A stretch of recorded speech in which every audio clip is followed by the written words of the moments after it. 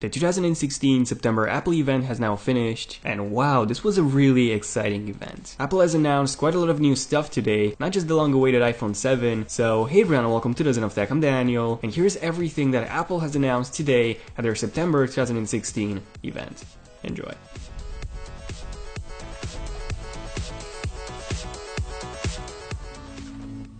Okay, so the event actually started by showing Tim in carpool karaoke. They made a short video and it was really funny to see Tim Cook laughing and being a completely different person than he usually is on stage. Now, the first thing that they actually talked about was Apple Music. Apparently Apple Music now has 17 million registered subscribers. That's a pretty huge number. And then they also talked about how iOS 10 improves on Apple Music, and then shortly after this, something really interesting happened. The new Apple's Twitter account has actually leaked the new iPhone 7 ahead of the announcements. So a few images and videos have appeared on the Twitter account showing the dual camera, the new color, and the iPhone being waterproof as well. Someone's definitely gonna get fired for this. Then, interesting enough, Nintendo has actually released a brand new Mario game for the iPhone. A brand new Mario mobile game exclusive to the iPhone. This is some pretty big news actually, because this would be Nintendo's first mobile Mario game. They also talked a bit about iWork, now supporting real-time collaboration for multiple users. This is awesome, but this is something that Google Docs has had for like years. So yeah, it's nothing new.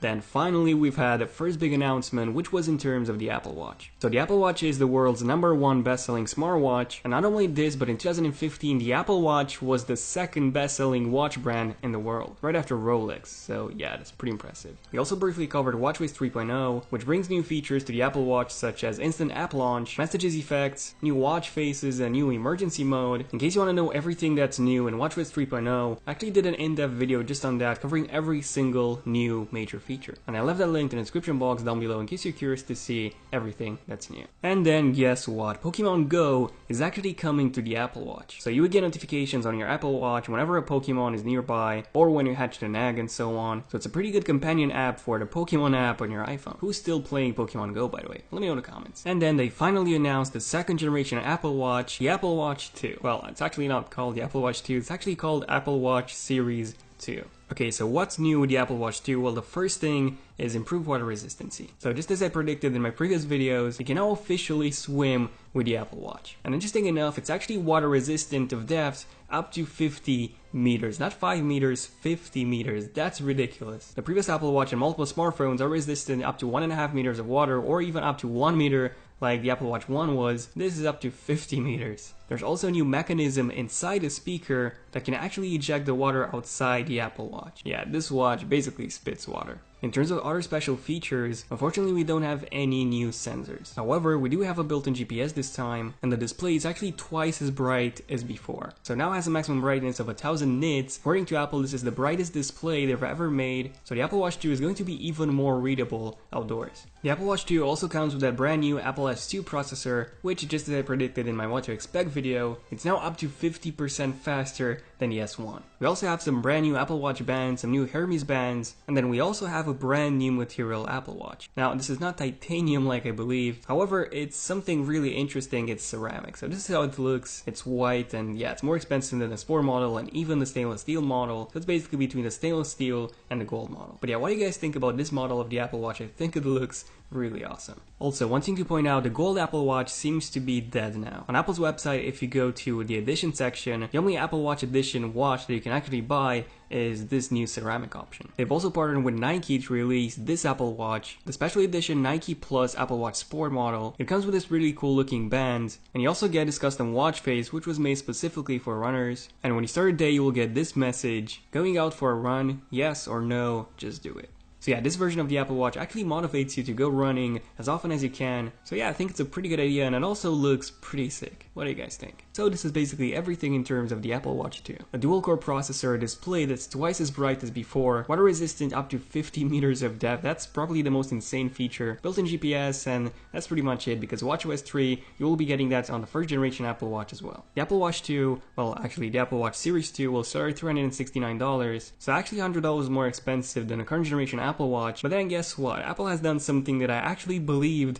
and I've said this multiple times in my previous videos, that I don't think Apple will ever do. They also kept the 4th generation Apple Watch, but they bumped the processor and the RAM, so yeah, you basically have the same performance on the Apple Watch 1 as on the Apple Watch 2. The only differences are that on the Apple Watch 2 you get a GPS, you get a twice as bright display, and water resistance up to 50 meters from 1.5, so that's pretty much it. I personally don't think it's worth it. And finally, let's move on to what you've all been waiting for, the new iPhone, the iPhone 7. Now, before getting to the iPhone 7, Apple reported that 1 billion iPhones have been sold since the introduction of the iPhone back in 2007. Multiply that by 7, actually I think it's 7.2, and yeah, you have the entire Earth's population. Next up, they briefly talked about iOS 10 and all of its new features, especially HomeKit, so more and more HomeKit accessories will start shipping, and if you want to get any smart accessory that would work with your iPhone, then be sure to look for this sticker on the box. Works with Apple HomeKit. And now, finally, the iPhone 7. So this is how the iPhone 7 looks like. This is the brand new glossy black color, and by the way, it's not called piano black anymore, it's now called jet black. And then we also have a second new color. This is just black, so it's matte version, a non-glossy version of black. The second iPhone 7 feature that Apple talked about was the home button. Well, the lack of the home button actually. So the home button is still there, but it's not clickable anymore. It uses the haptic engine that's inside the Apple Watch and inside the MacBook to give you the impression that you click the home button even though it's not pressable anymore. The next big feature that they talked about was water and dust resistancy. So yeah, the iPhone 7s are now full water and dust resistant. However, the full certification is not IPX7 like on the Apple Watch 1, and like I believed, apparently it's IP67, so 6 means that it still has full dust protection. Unfortunately, it's still a bit behind the S7 and the S7 Edge, both of which come with IP68 water and dust protection. Then they talked about the camera. So the camera is actually the biggest improvement when it comes to the iPhone 7. We now have optical image stabilization on both the iPhone 7 Plus and the regular model, the iPhone 7, the 4.7-inch one. We now have a brand new 6-element lens array on both the iPhone 7 and on the iPhone 7 Plus as well. On the iPhone 7, we have a larger aperture, f1.8 this time, which can actually allow more than 50% more light into the sensor. Now in my Listen Rumors series, I believe this to be f1.9, so it's actually a pretty welcome improvement to see that it's f1.8 instead of f1.9. Besides this, the sensor is actually a high-speed sensor this time, so it's 60% faster than before and 30% more efficient. So the low-light photography has been greatly improved, and in addition to this, we now have a quad LED True Tone flash. So this means that the flash itself is 50% brighter, and there's also now a brand new flicker sensor, which should be able to eliminate any light flicker from your shots. There's also a brand new Apple designed image signal processor, which can achieve an astonishing of over 100 billion operations. I believe this was per millisecond, so yeah, that's an insane number. And these are some examples of shots taken with the iPhone 7's camera. Even the low light ones, they look really impressive. I can't wait to test this against my Samsung Galaxy S7 Edge. Really curious to see which one will be the king. Next up, live photos have also been improved. They now support stabilization and editing as well, and then the capture and the editing API have been open to developers, so any developer can make use of them in their apps. Pretty awesome. Now take a look at this. Raw camera support and wide color capture have both been open to the developers, so now apps such as Instagram can actually take raw images. This is not even the standard camera app can do this. Hopefully it will be updated. Now speaking of things that have been updated, the front facing camera, it has been updated, so it's now a 7 megapixel sensor up from 5 megapixels. Never expected anything like 7 megapixels. I did expect to see 8 megapixels, but 7 is just a pretty weird number. You now record 1080p video, so that's pretty awesome. The front-facing camera also supports wide color capture and auto image stabilization. And yeah, these are all the major improvements of the back-facing camera. Again, 12 megapixel camera, optical image stabilization, f1.8 aperture, 6-element lens, a high-speed sensor, that new quad LED True Tone flash, the Apple design image signal processor, and the wide color gamut, and that's pretty much it. So no 4K video recording at 60 frames per second. I never actually believed that rumor to be true. So let's move on to the iPhone 7 Plus now. So with the iPhone 7 Plus, we do get the dual camera module. So one of the lenses is a wide angle lens, the other one is a telephoto lens. And like I mentioned in my previous videos, the software would combine the images taken by those two cameras, and you would be able to zoom, you would be able to get optical zoom on the iPhone 7 Plus. So the optical zoom factor is actually 2x now, and the level of digital zoom has also been increased up to 10x. So this is how the shot looks without zooming in, and this is how the shot looks by zooming in at max 10x. On the iPhone 7 Plus, there's also a new software feature that combines the images taken by those two cameras, and you would actually be able to add a depth effect. So you'll be able to add that really nice bokeh bokeh effect for those really awesome portrait macro shots, but this will unfortunately only work on the iPhone 7 Plus. And by the way, for some weird reason, this feature won't be available at launch day. So Apple will release a future update adding this bokeh feature to the iPhone 7 Plus exclusively. And that's pretty much everything in terms of the iPhone 7's cameras. Next up, the iPhone 7 does come with dual stereo speakers, and the dynamic range has been increased as well, and the headphone jack is gone. Lightning headphones and an adapter would be included inside the box, just as I mentioned in my previous videos. And then we have the brand new Apple headphones, the new Apple AirPods. So these are the new headphones, and the design is pretty interesting. There's a new Apple design W1 chip inside the iPhone and inside the headphones as well, and you can get up to 5 hours of usage from each single headphone, and they would actually charge from that case. So you have a case, a carrying case, and that case has a battery included, and you just pop those into the case, and that's how the headphones would charge. But then again, you have to charge the case as well.